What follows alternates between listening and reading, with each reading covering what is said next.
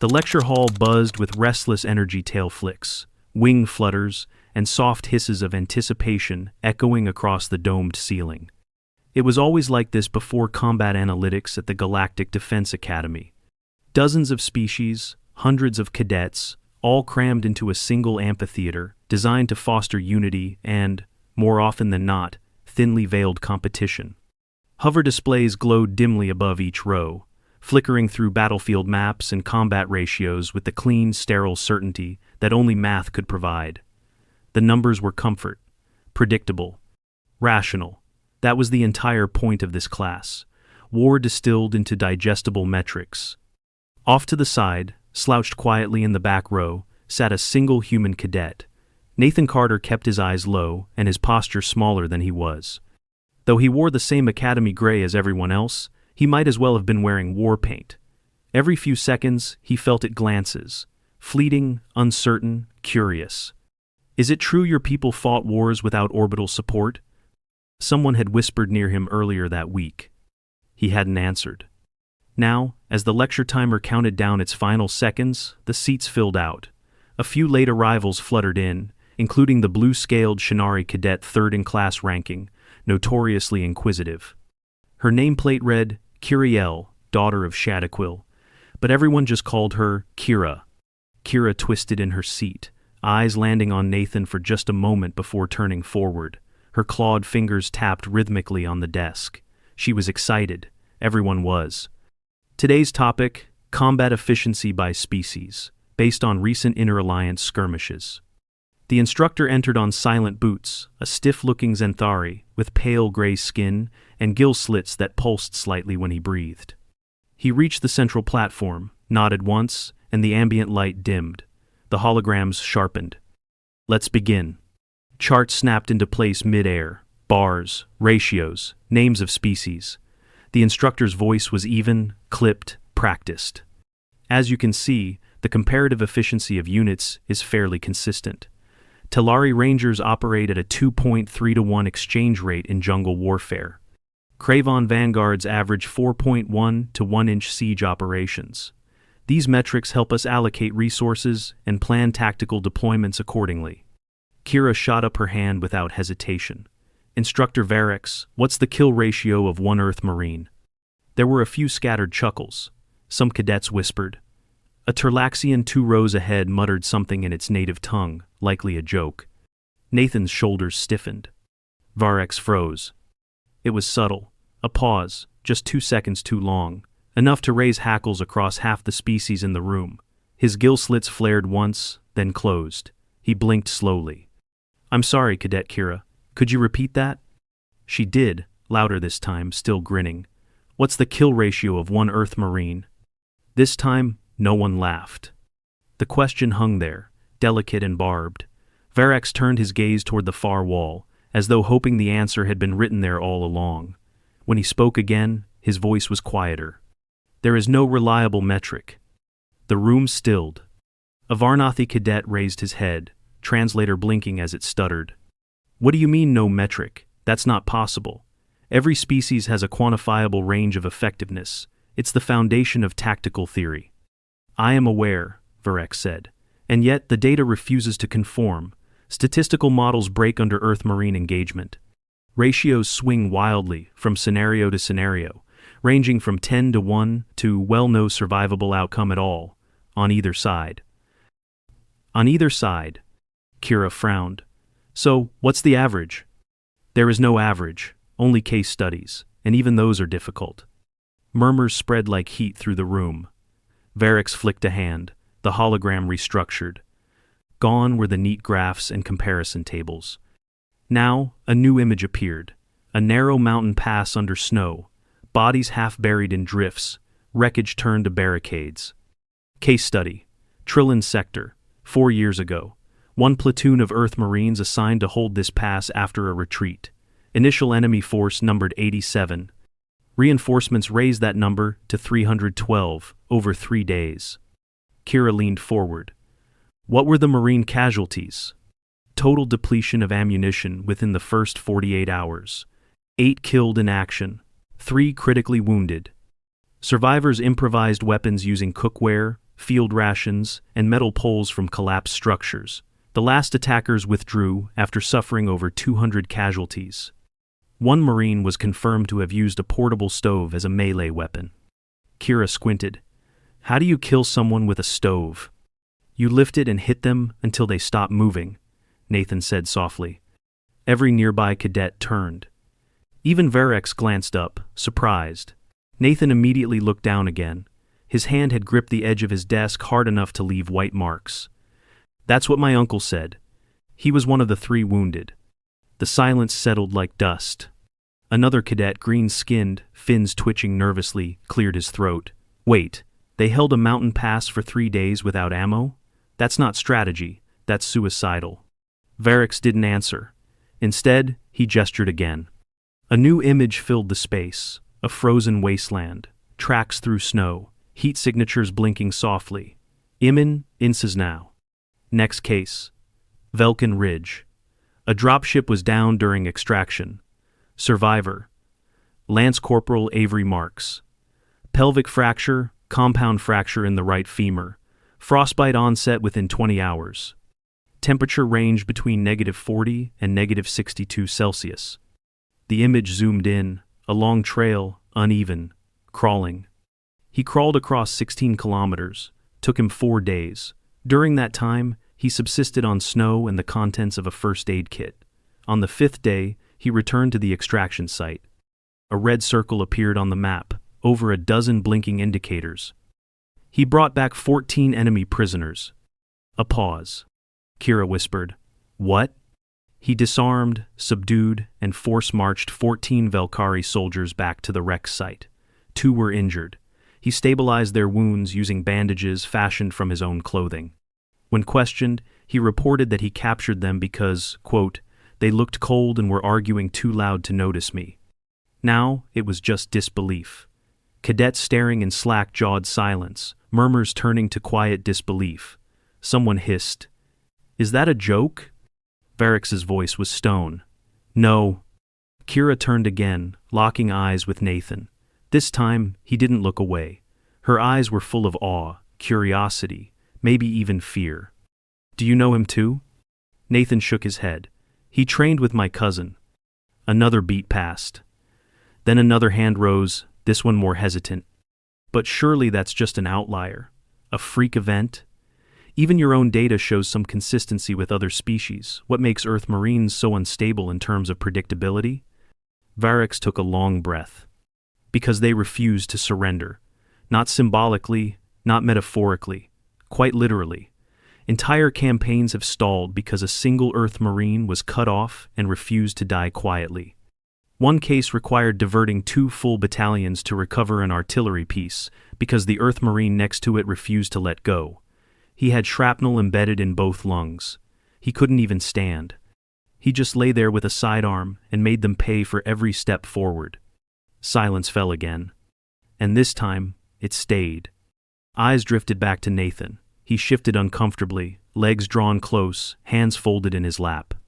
He wasn't smiling. He wasn't proud. He looked like someone who had seen a memory come to life, and wished it hadn't. Kira tilted her head. "Is it true?" Nathan closed his eyes. "They don't talk about it like stories," he said finally. "They talk about it like scars." A long breath. Every cadet heard it. A quiet exhale. And then Varex, solemn and still, stepped forward one last time. "Asking for a kill ratio for an Earth Marine," he said softly, "is like asking how much fire a supernova produces. The answer isn't numerical, it's existential." The lecture hall hadn't moved in over a minute. That was nearly unheard of at the Galactic Defense Academy, where even silence usually buzzed with the restless rustling of wings, shifting tails, or the ambient hum of translators processing a dozen languages at once. Now, nothing. The only sound was the soft hiss of the ceiling filtration system and the subtle ping of Varex's display changing slides. No new images appeared.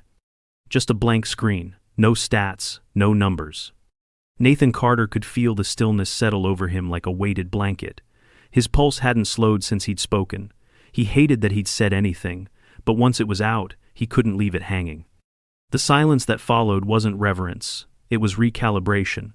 Every cadet in that room was trying to force what they'd just heard into a framework their minds could tolerate. Varix broke the silence without ceremony. Let us proceed with the next case.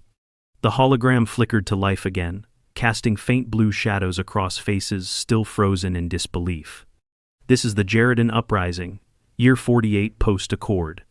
At the time, it was a minor conflict, mostly urban skirmishes. 2 Earth Marines were embedded with a local militia group tasked with reinforcing the Eastern District.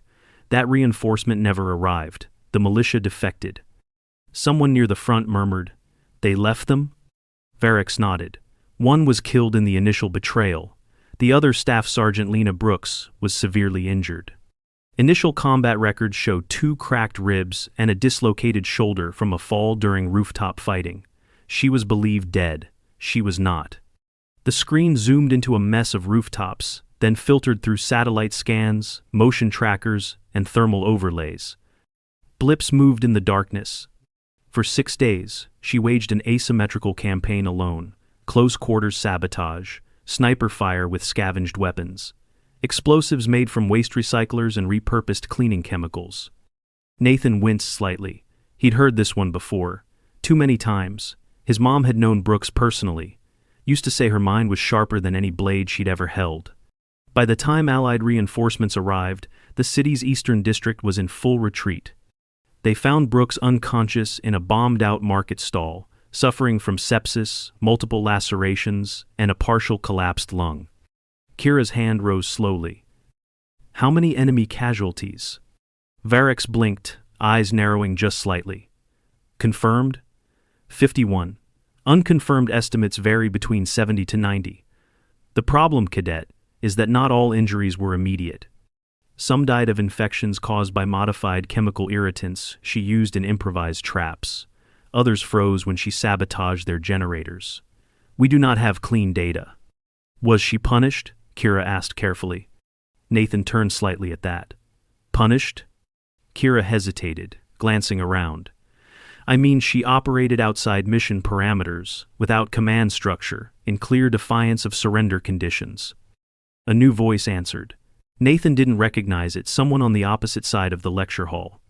She wasn't punished, the voice said. She was given the solar shield, posthumously. She died 3 days after rescue from sepsis complications. Varix nodded once, eyes somber. Correct. And that brings us to the greater issue. The lights dimmed slightly as a massive dataset populated across the center display. Line graphs twisted into knots, bar charts reversed, heat maps pulsed red in odd, chaotic patterns. This, Varix said, is what happens when Earth Marines are introduced into conventional simulations. The room stared. Note the consistency in projections prior to deployment, and note the variance afterward. Models collapse, logistic forecasts become meaningless. Enemy behavior changes unpredictably. Resources are reallocated chaotically, often without strategic gain. Kira whispered. They cause disorder? They cause distortion, Varix corrected, because the traditional models assume that casualties reduce capability. That damage correlates with effectiveness. But Earth Marines... He paused, eyes resting briefly on Nathan. Do not function on equations, they break them. The Varnathi cadet from earlier leaned forward, frowning. But why? How? Every species has limits. What makes humans different? Nathan didn't want to speak again. He didn't want the weight of everyone's gaze. But this time, it wasn't about pride or defensiveness. It was about duty. They're not different, he said quietly. They just don't stop. Not because they're stronger, not because they're smarter. It's because they're too damn stubborn to stay down. Kira stared. That's not scientific. No, Nathan agreed. It's not, but it's true. Another cadet, one of the insectoid Brelexi with shimmering exoskeletal ridges, twitched a forelimb. But if they cannot be modeled, how are they trained? How are they even allowed to function without jeopardizing larger operations? Nathan laughed, but it wasn't humorous. Because they work. And because the galaxy's uglier than your textbooks make it look. The people who send them in, they know what they're doing. Sometimes you don't need precision. Sometimes you need someone who'll hold the line even after it's gone. Kira looked unconvinced. That sounds like myth-making. Nathan locked eyes with her. Tell that to the families. Varix held up a hand before the conversation could spiral. Enough. The point of this lecture was not to glorify, it was to inform, and the information is clear when Earth Marines are involved. Standard assumptions no longer apply. Plans must adapt. And you must be prepared to accept that no equation can predict what one might do. Kira opened her mouth again, clearly ready with another question, but this time, someone else beat her to it. A quiet, skeptical voice. Dry. Calculated. The Drexan cadet who had remained silent until now. Tall, obsidian-scaled, with 4 cold yellow eyes. All these stories, they rely on individual accounts, anomalies, isolated variables. It's dramatic, yes, but where is the data set? The replicable trend? Or are we to believe Earth Marines are some kind of statistical ghost? That made the room stir. Not mocking, but intrigued. Finally, someone asking the math to stand on its own. Nathan stared down at his hands. Maybe, he murmured. Maybe ghosts is the right word. Varix turned to the Drexan, expression unreadable. I understand your skepticism, but let me offer one last example. The room fell still. Varix pulled up a final recording, not a chart, not a map, a video, a Marine's helmet feed, grainy and shaking. Blood spattered on the lens. A narrow hallway. Explosions far off. The Marine gasping, limping, dragging something behind him, a wounded comrade. Smoke, screams, radio static. The Marine's voice, ragged but firm. Target building cleared. Returning with injured. Requesting medevac. A crackling response. You're not cleared to exfil. That's enemy-controlled airspace. I'm aware. I'm not asking for clearance. I'm asking for coordinates. The feed cut out. Varix spoke quietly. He made it. Both of them did. 5 kilometers through hostile ground, injured, outgunned, bleeding. But he made it. The Drexan said nothing. No one did. Nathan didn't meet anyone's gaze. His fingers traced invisible patterns on his desk, jaw tight. My brother, he said, voice barely above a whisper. That made heads snap around again. Nathan exhaled slowly. He still has shrapnel in his shoulder. Nerve damage. Can't lift his arm more than 90 degrees. But he's alive, so's the guy he dragged back. Kira's voice was barely audible. Why didn't he wait for help? Because the guy he carried wouldn't have made it, Nathan said. And because no one tells a Marine to leave someone behind. He said it without pride, without bravado. Just a simple, worn truth. And this time, no one argued. The midday light filtered faintly through the domed ceiling of the lecture hall as the silence stretched into a kind of reverent paralysis. Cadets didn't fidget anymore. No one checked their holo displays. Even the Drexan, cold-eyed and calculating, had tucked in his mandibles. No, his mouth. His mouth, Nathan corrected himself reflexively, still fighting the urge to fade into the seat. Varix stood unmoving at the center platform, one hand clasped behind his back, the other lightly touching the edge of the display pedestal. His usual rhythm slide, explain, discuss, had long since collapsed. This wasn't a lecture anymore. It was a reckoning. This isn't how I expected today to go, Kira muttered near the front, breaking the quiet. Her voice was uncharacteristically soft. Varix didn't chastise her. Nor I, he admitted. But the truth rarely conforms to expectations, especially when it comes to Earth Marines. The hologram changed again. This time, there was no battlefield, no heat map, no glowing red indicators of violence, just a datapad interface, one that appeared to be actively struggling to generate a table. Rows flickered in and out. Columns auto-adjusted, then jittered. Values reset themselves. Attempted statistical model. Human Marine behavior over multi-theater engagements. This was the Confederation's 6th attempt to quantify Earth Marine performance in the Sarin discontinuity campaign. The model corrupted itself after 6 iterations. A low murmur rose from the middle rows. The Turlaxian cadet who'd earlier joked now raised both hands. But that makes no sense. You can't corrupt data by entering behavior into it. You can, Varix said calmly, if the data contradicts the rules the algorithm was built on. The logic cascade failed because Marines executed multiple operations simultaneously across terrains classified as non-survivable. Not only that, but they achieved objective completion in areas flagged as abandoned. Like what? Kira asked, narrowing her eyes. Varix turned to the display. The screen shifted again. Operation Cold Ember. Marine Squad Echo 9 was presumed lost after the drop shuttle malfunctioned. Atmospheric re-entry damaged all communication gear. The unit landed off target, deep in sub-zero terrain during a whiteout event. Recovery units were never deployed due to confirmed fatality markers. He paused. 3 weeks later, they reappeared at the extraction point, all accounted for. Minimal frostbite and carrying intelligence packets retrieved from inside enemy command. How? The Drexan finally asked, quietly. Nathan answered without turning. They wrapped their boots in heat-reactive insulation from the shuttle wreckage, dug into snowbanks and slept in rotational pairs.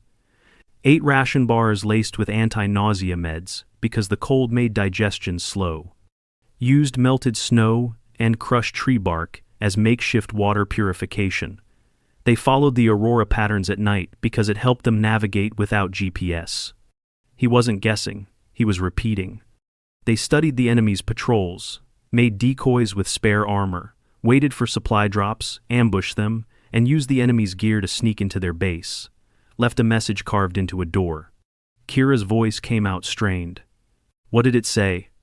Nathan finally turned to look at her. Still breathing. Her eyes widened. He looked away again. Varix let the silence settle, then broke it. The Academy has spent decades trying to reconcile these inconsistencies. Other species have soldiers who show bravery, ingenuity, loyalty. But Earth Marines show a pattern that defies boundaries entirely. They stretch the definitions of endurance, improvisation, and determination to a degree we cannot forecast. And so, the models fail. The Drexan finally leaned forward again. So, you're telling us, he said slowly, that Earth Marines aren't exceptional because of their tactics, or strength, or training. You're saying they're exceptional because they break the assumptions.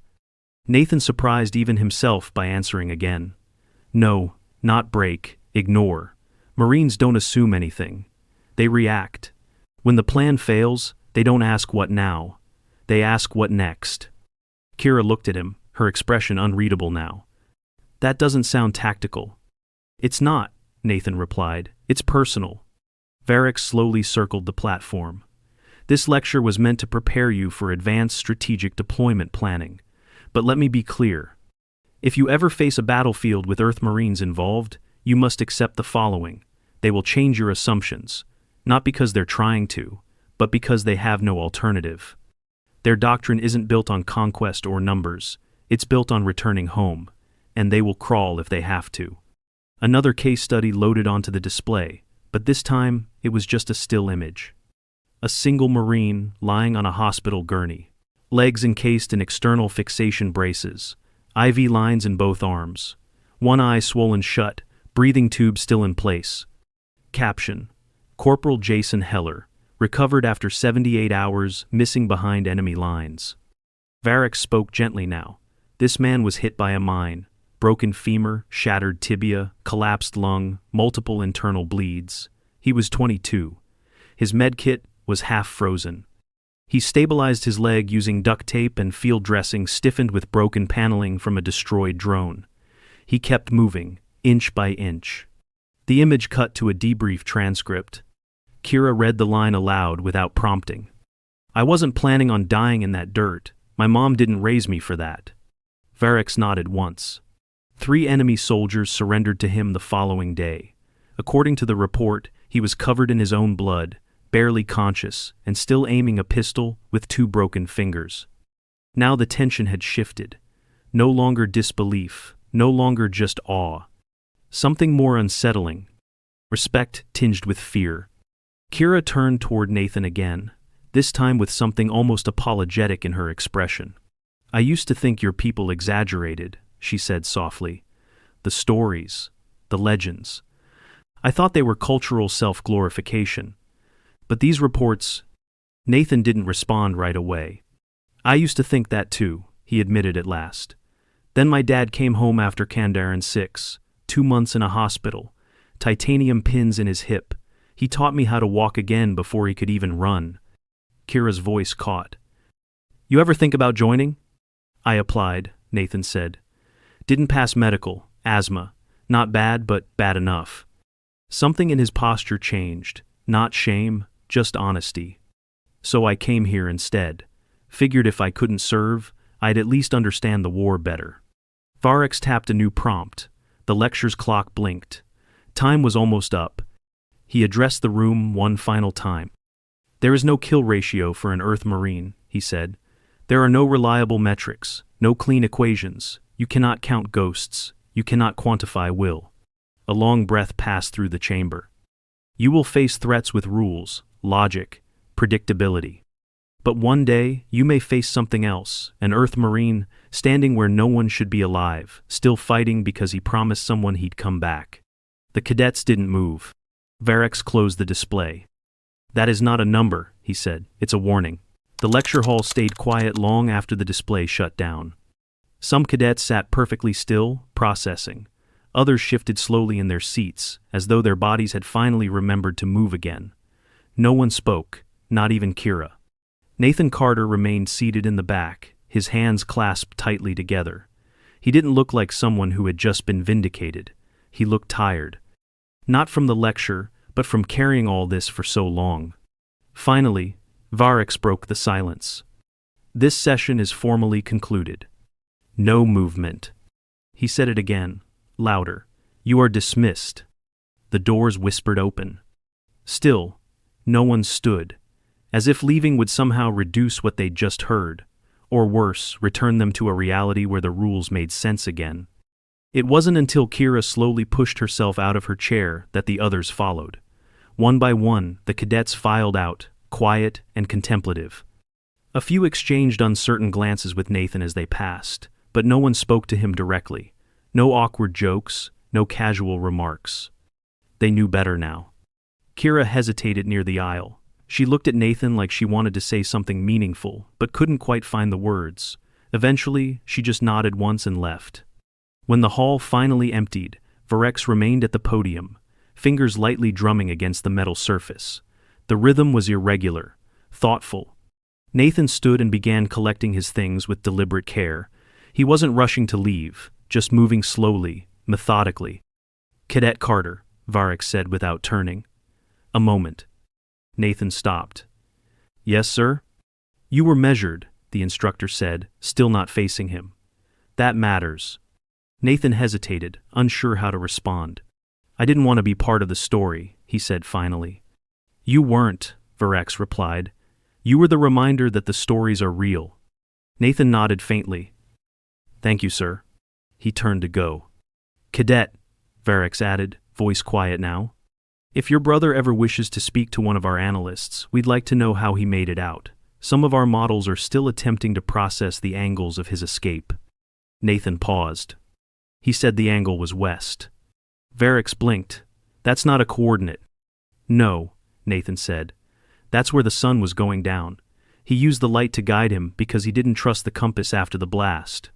He slung his bag over his shoulder. Turns out, sunlight was more reliable than algorithms that day. Varex chuckled softly, an unusual sound from a Zenthari. Indeed. Nathan left. The walk back to the dorm quarters was uneventful. The central spire of the academy cast a long shadow over the courtyard. Light from 3 different suns filtered through the artificial atmosphere. It should have been beautiful. Nathan barely noticed. The moment his door hissed open, he dropped his bag by the bunk and sat on the edge of the bed. His hand went to the top drawer of the wall console, hesitated. Then he opened it. Inside was a battered data chip, its casing scuffed and heat-warped. He'd played the contents only once. That was enough. He held it between his fingers, thumb brushing over the charred edge. Hey Nate, the voice had said on the recording. Weak, raspy, but smiling. If you're seeing this, I made it out.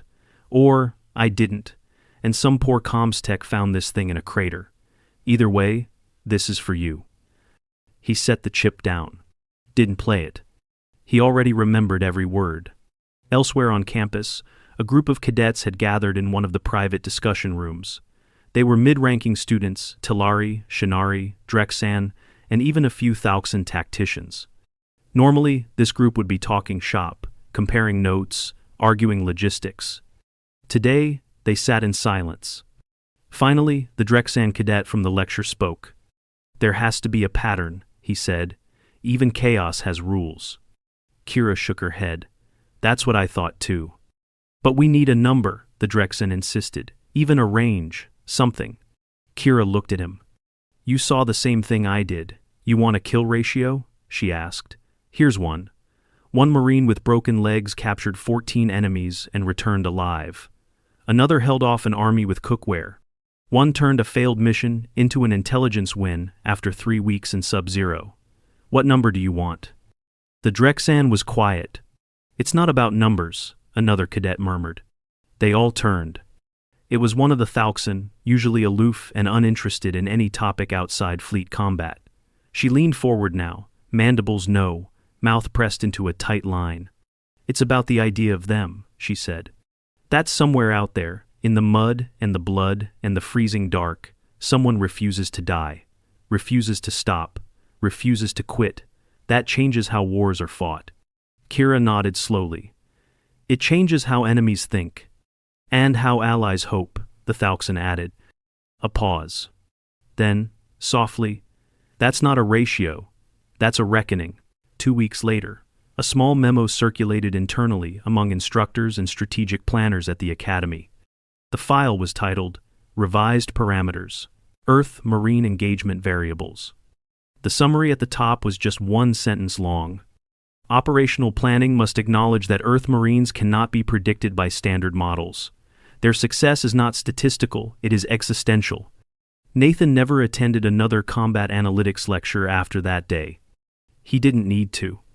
Instead, he shifted into tactical support theory and humanitarian logistics, areas where he could build systems that caught the ones who almost didn't come home. He graduated 3 years later, without honors, without ceremony. But on the day he left, he received a small box. No sender, no note. Inside was a rusted field stove, folded flat, corners still dented.